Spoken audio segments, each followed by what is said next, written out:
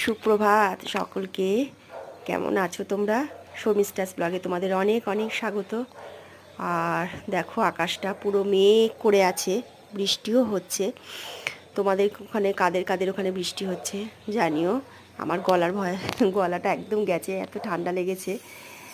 আর দাদা অফিসে যাওয়ার আগে বাজার করে দিয়ে গেছে। বাজার যেহেতু ছিল না, দেখো বাজার, দেখো মাছ, রুই মাছ, ওটা বাচা মাছ, আর পুঁটি মাছ আনছে। এমনিতে আমার শরীরটা ভালো না, দুদিন ধরে জ্বর ঠান্ডা লেগেছে। আর দেখো পুঁটি মাছগুলো কেটে আনিনি, এই পুঁটি মাছগুলো এখন কাটতে হবে। এই নিয়ে দাদার সাথে অফিসে যাওয়ার আগে একটু ঝামেলাও হয়ে গেল, যে তুমি কেন কেটে আনোনি বা এনেছো কেন। যা হয়ে থাকে প্রতিটা ঘরেই এই যা বাজার নিয়ে। আর সবজি বাজার সব ছড়ানো ছিটানো রয়েছে। দাদা অফিসে চলে গেছে, এখন এই সব মাছ টাছ কেটে তারপর তোমাদের সামনে আবার আসছে। এই দেখো আজকে করবো রুই মাছটা, সব কেটে কুটে ধুয়ে ফ্রিজে ঢুকিয়ে দিয়েছি, সবজি বাজার ঢুকিয়ে দিয়েছি। আর বেশি কিছু রান্না করবো না, আজকে অনেক বেলা হয়ে গেছে।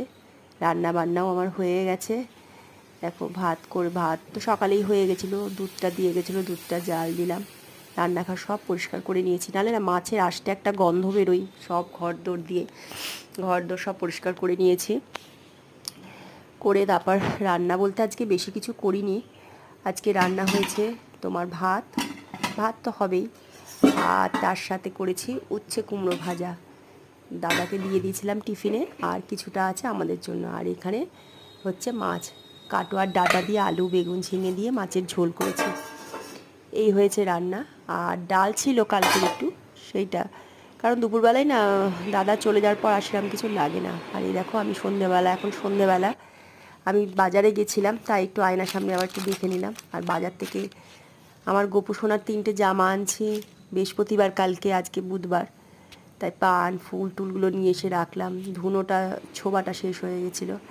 আর এইখানে দেখো স্পেশাল খাবার সন্ধেবেলার আলুর চপ আনছি, মেয়ে মাখছে মুড়ি আম তেল দিয়ে, খুব সুন্দর হয়েছিল খেতে।